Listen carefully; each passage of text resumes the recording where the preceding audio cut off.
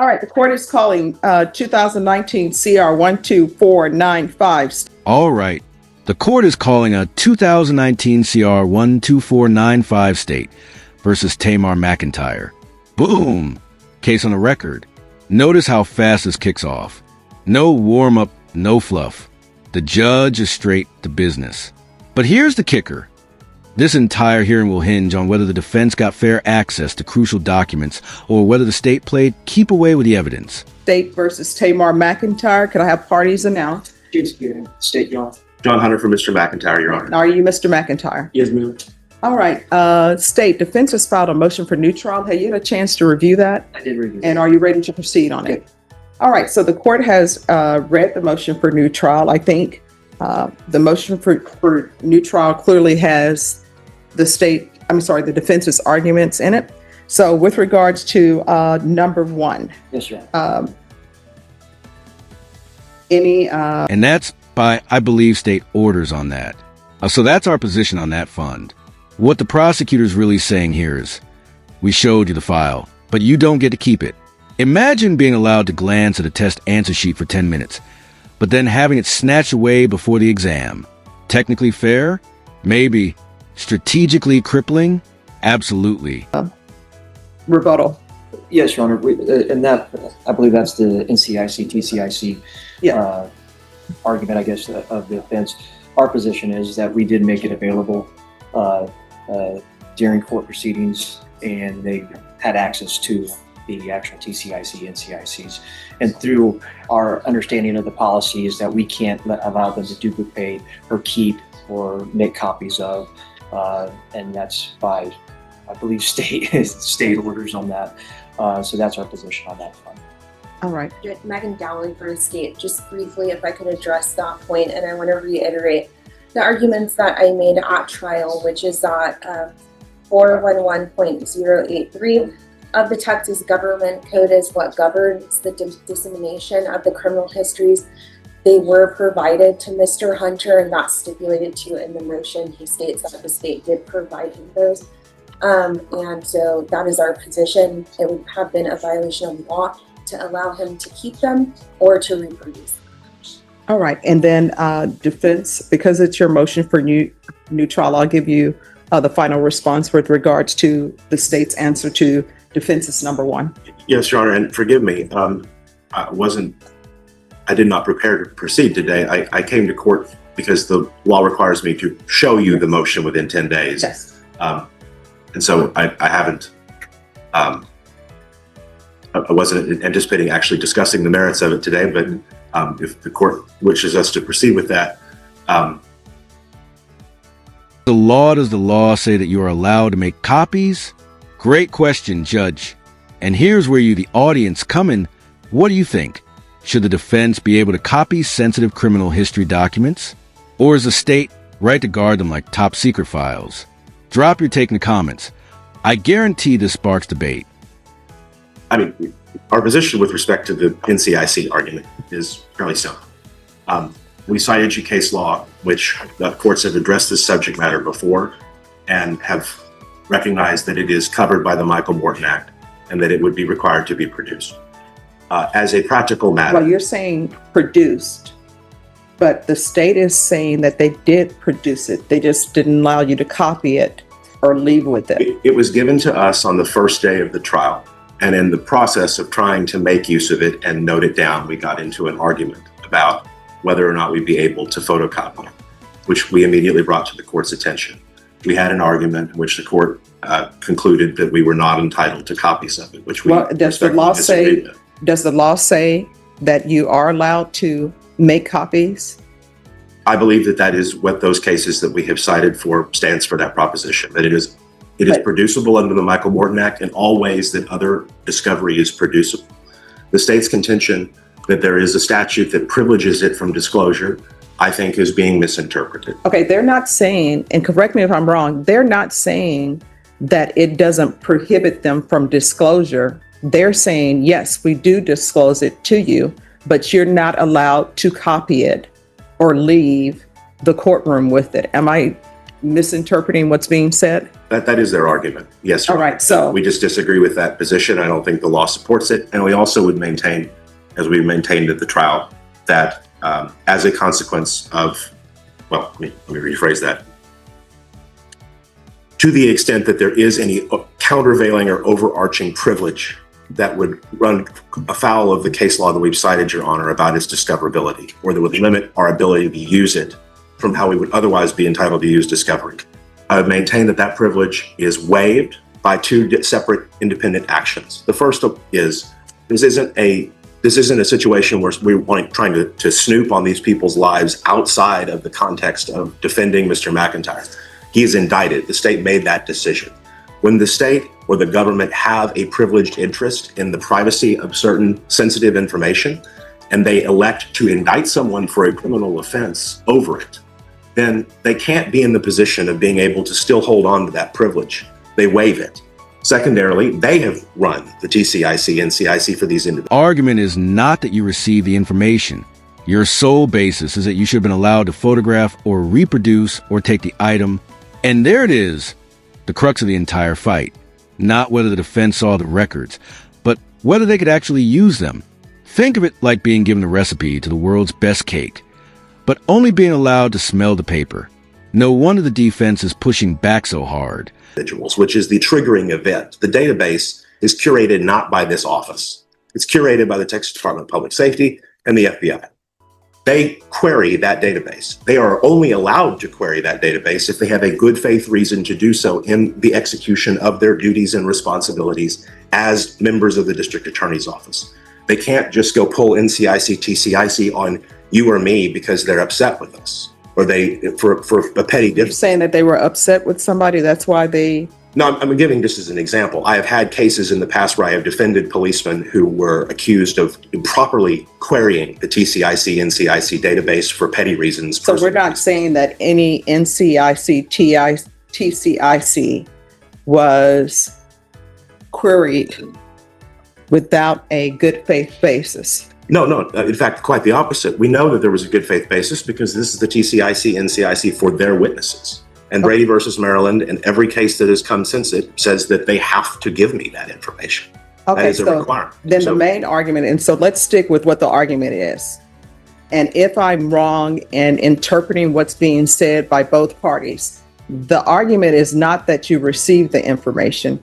Your sole basis is that you should have been allowed to photograph or reproduce or take the item, the NCIC, TCIC with you. We wanted to be able to use it in every single way that you can use. No. My question, I'm trying to get to specifics. The specific is, well, let me start with this. Number one, was the NCIC, TCIC provided to you? Yes or no? It was handed to me and I had about 10 minutes with it before we had to turn it back over. Okay, so now with regards to it being handed to you, then it was handed to you. The next question is, your sole objection or request for a motion for new trial with regards to point one is that you were not allowed to photograph it or take it with you. Am I correct in that? The contention is twofold. The first problem is that we were not allowed to photograph it, take it with us, duplicate it in any way. We had to turn it back over. And as we explain in our second argument, that became an acutely problematic issue because we were unable to make use of that information to respond to the state's argument that for authenticity reasons, we were not entitled to offer Joanna Reyes's prior judgment of conviction at sentencing. All right, so let's start with this point. First point, state, when was the NCIC, TCIC given to defense? Prior to jury selection, early. And the prior to jury selection, was this the NCIC, TCIC that was given to the defense prior to the jury selection? Do you remember which witnesses those would have been? It was for all witnesses listed in the discovery. So would that all also have included Joanna Reyes? That's correct, Your Honor. So you're saying that was given prior to jury selection? It was not. All right. So it's the court's understanding that for purposes of cross-examination, NCIC, TCIC are considered timely if they're given before cross-examination. But my understanding is that the state gave it to you prior to jury selection. So the first question is, were the NCICs, TCIC given to the defense prior to jury selection? A stack of paper was handed to me. No, my question is, I want to make sure the record is clear. I want the because record to first be question clear, is too. not accurate. I mean, I want to know, they're saying that they gave the NCIC, TCIC of all witnesses to you before jury selection. And it seems your main complaint in here is regarding Joanna Reyes.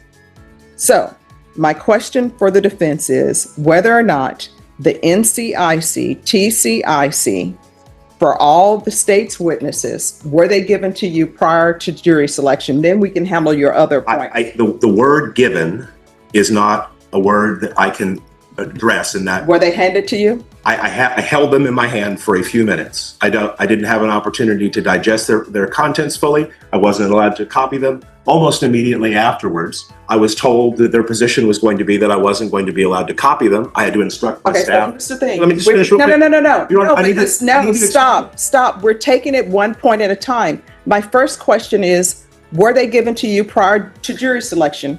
It seems that your answer to that is yes. Then we'll get into what you were not able to do with them. So the record is clear.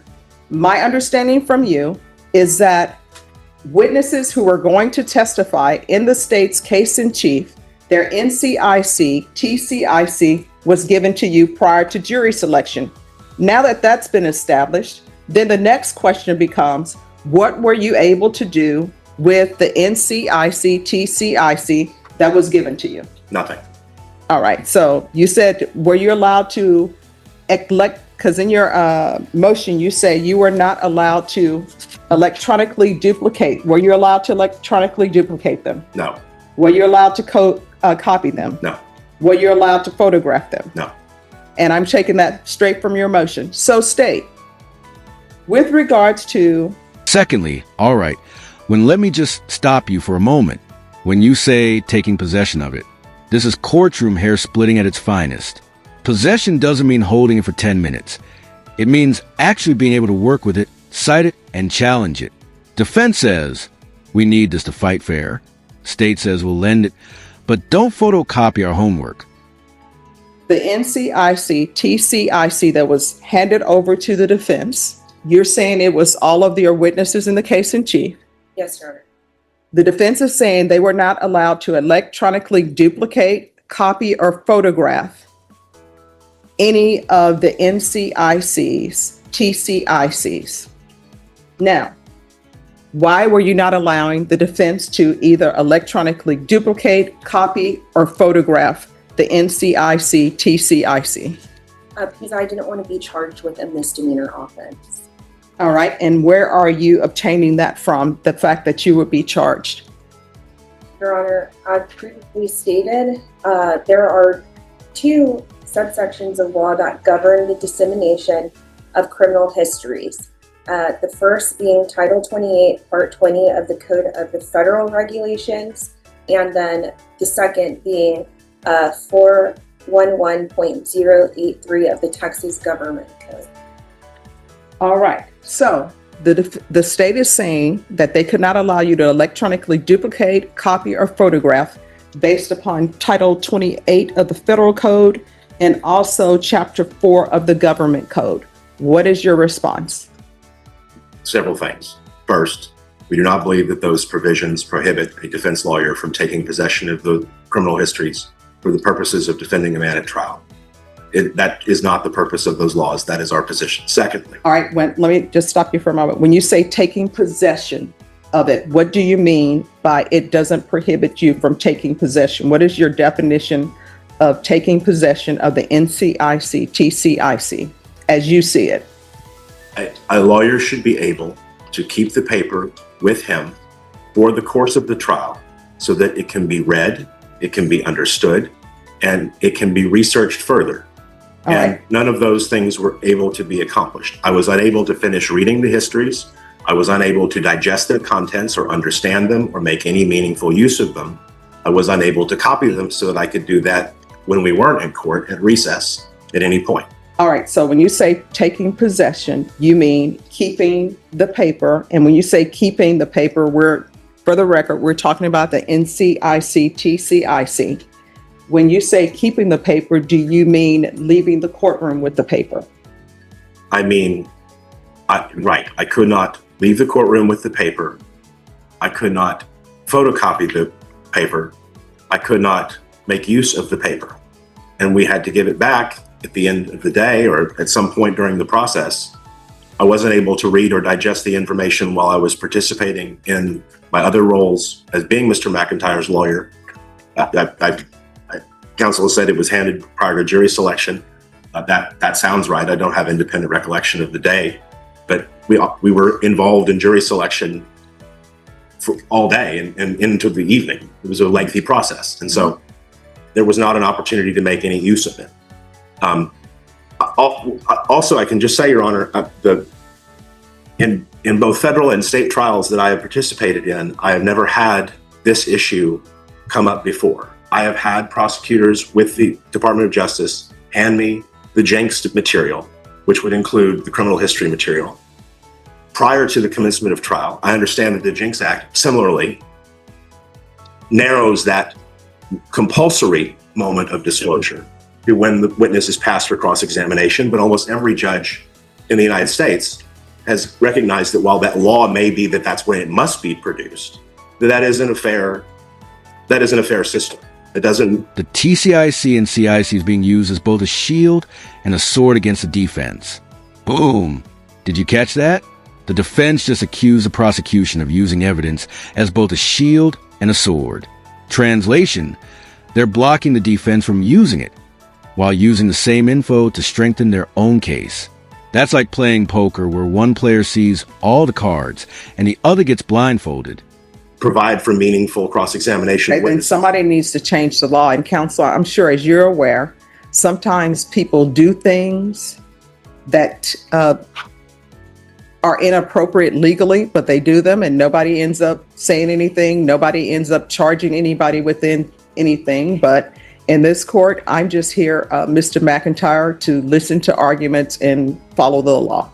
That's my role here as far as this case is concerned, because the jury trial is the parties that made the decision. But Your Honor, what I'm saying is I don't think that the law has to be changed, because I don't think that the law comes to this conclusion. I think that the conclusion the state's asking you to draw from it is not what the law means in its full synthesis, and that the court's responsibility is to allow the lawyers to be able to provide a meaningful defense to the defendant, which includes having access to the impeachment material that is involved in the case. And in particular, Your Honor, what I think we also need to draw clearly is that this isn't just about the general frustration, although there is that general frustration, of not having the ability to use that information and have it on counsel table's desk at the exact time that we are in cross-examination or preparing the evening before with that information.